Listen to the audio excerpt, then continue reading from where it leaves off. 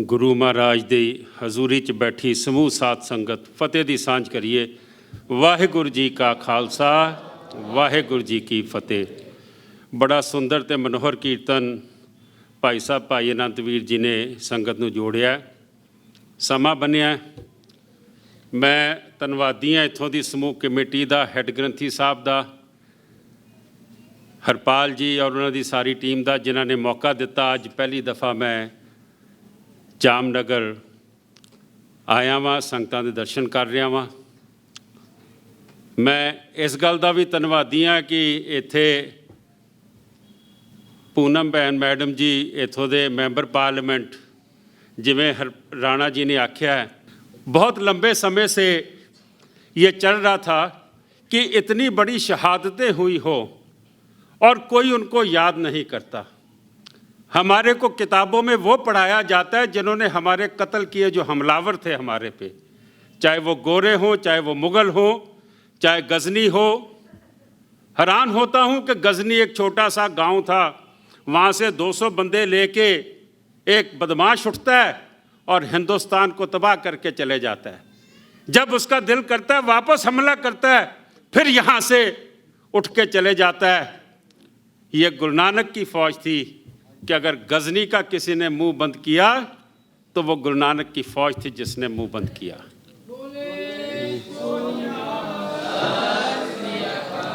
दर्रे खैबर हम सब जानते हैं कि जितने हमलावर आए वो दर्रे खैबर से निकल के हिंदुस्तान, कभी सोमनाथ के बाज़ारों से बच्चियों को उठा के ले जाना, मंदिरों के दरवाजे उतार के लेके जाना और बर्फ़ बुखारा के मैदानों में जाके, मार्केटों में जाके नीलाम करना।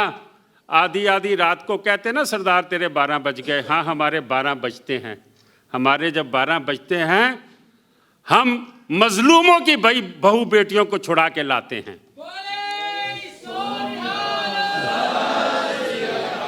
और सिर्फ छुड़ा के नहीं लाते, उनको उनके घर तक, चाहे वो कर्नाटक में रहते हों, चाहे वो मध्य प्रदेश राजस्थान में रहते हों, गुरु के सिख 200-250 साल पहले वापस छोड़ के आते थे।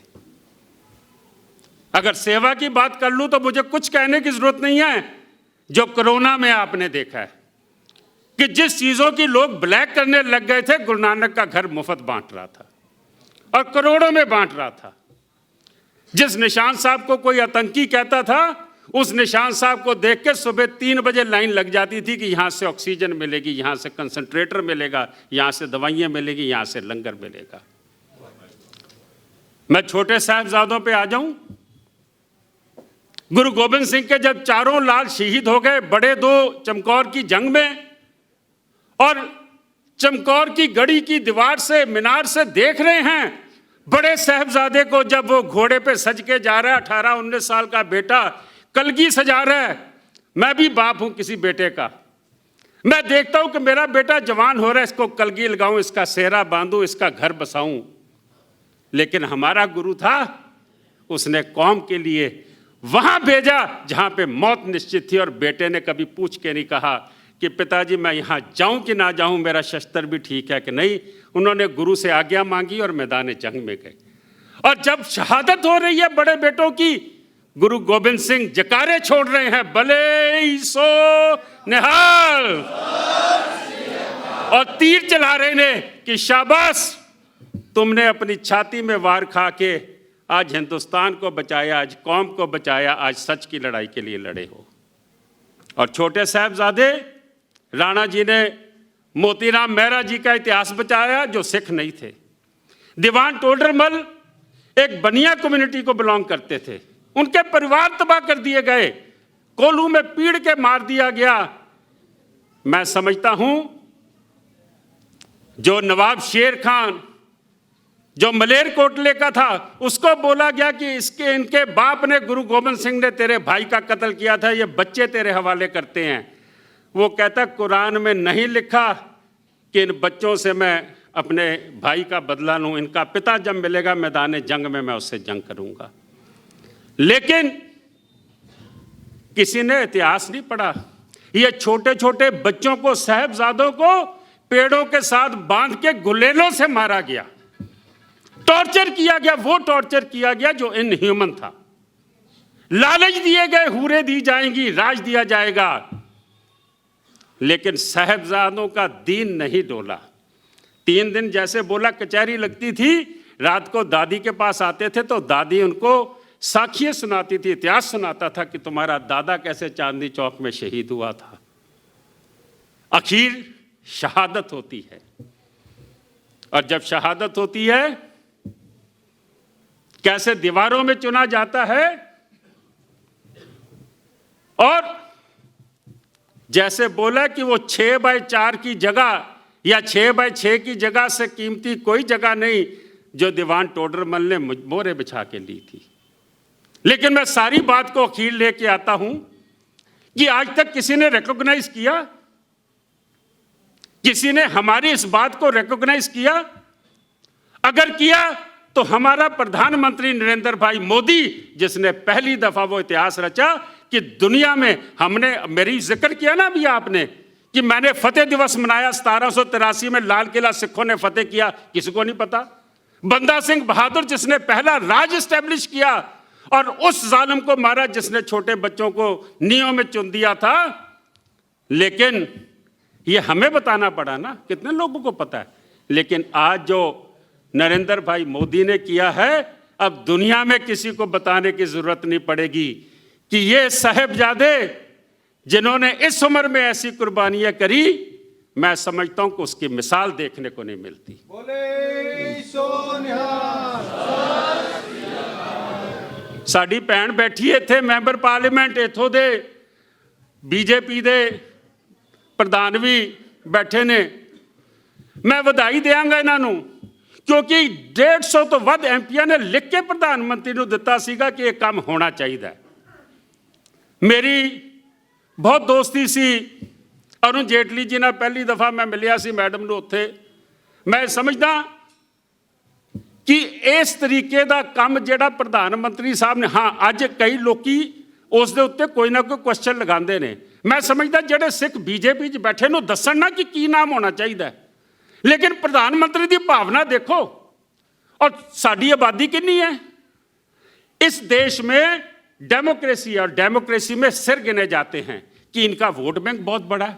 हमारी तो 2% भी आबादी नहीं है, लेकिन एक बात का फक्र है कि शायद जो बड़ी परसेंटेज वाले नहीं कर सकते, वो 2% वाले कभी बॉर्डरों पे जाके गोलियां छाती में खाते हैं। अगर 10 लाशें उठेंगी तो उसमें से 6 पंजाब की उठेगी।